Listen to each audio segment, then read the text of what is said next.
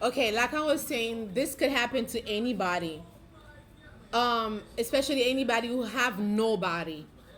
Living in the United States, it's really like it's hard. Back in the days when I was in the United States in 1990, 1989, it's not like the kids now, because nowadays kids are like so intelligent and they come out knowing everything about the internet, about anything. And I was like a shy child. I was really shy. I was molested as a child, to where people where I used to stay in Haiti, they were older, and I remember they used to touch me and stuff like that. So I think a lot of us went through that. So it never really bothered me when I was in the United States, until I start seeing these people that did this to me. I don't think it didn't bother me. I really thought that I had forgot about that. I had forgot it just slipped my mind, and then it started coming back again, because that was one of the guys that I saw in Brooklyn, New York. That when I went and asked him to help me, he trying to tell me that for him to help me, he has to I have to have sex with him. So I was like 17 and a half years old, and I was really like, I did not developed. I was 17, yes, but I mean, I was not grown really. I was still a child on the inside, because of the things I've been through, and I was so traumatized, and I was afraid of people, and I was afraid to say no. I'm not like that anymore. So the thing is that I was sexually abused, and I was forced to sleep with this man, and I ended up being pregnant, giving birth in the hospital in Manhattan, and it was called Brookdale Hospital. I really don't know if it's that hospital is still there, but I gave birth to my first son, and it was really so traumatizing, because I was all alone. I had to do everything by myself.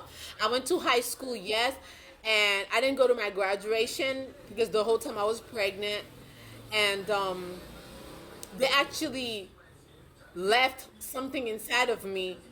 I did nothing about it because I didn't have family. I didn't have nobody to help me. I didn't have someone to tell me what to do or how to do things, how to go about things. I had to find a way to survive.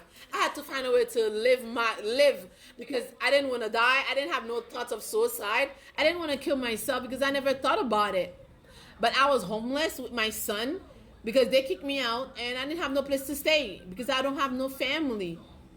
And it was really really hard being in Brooklyn, New York, and having no one to help you, and don't know where to go and things like that. Didn't have any friends really, and I was someone that was so shy that even in high school I have no friends. I had to sit down by myself and in the cafeteria eating alone, and I think it was everything that happened to me, and I have never got any help for them.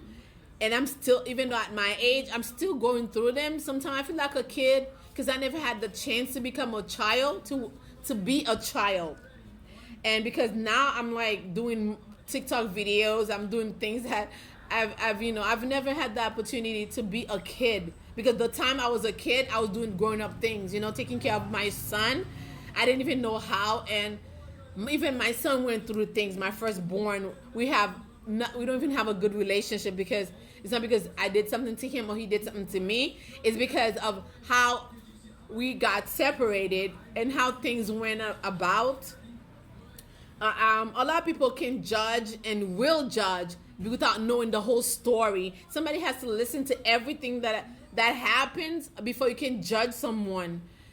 And I have never smoked. I don't drink until this day. I don't. And um, I want to get to the bottom of the reason I am making this video is because I am reaching out. I need help. I really need help. I'm not asking for a house or car, anything like that, but I am asking for people who have a heart and that really can help me, make my dream come true, to be with my children, to actually list, for them to come see me in the Dominican Republic, because I am like in prison in a way. I'm stuck here because I have no passport. I have nothing. I have nothing. I am making it because of God's favor and grace. Because if it wasn't for other people, I wouldn't be here, really, that God put in my way to help me pay rent, food. And I have my son. It's just this, it's so long. I don't even know where to start, like where to really go to get to my point exactly. But I'm really hoping that these people I'm going to be mentioning are out there listening, or maybe you guys could get this videos, get to them so they can listen and help me, and hopefully God will pay, because I could never repay you guys, but God can.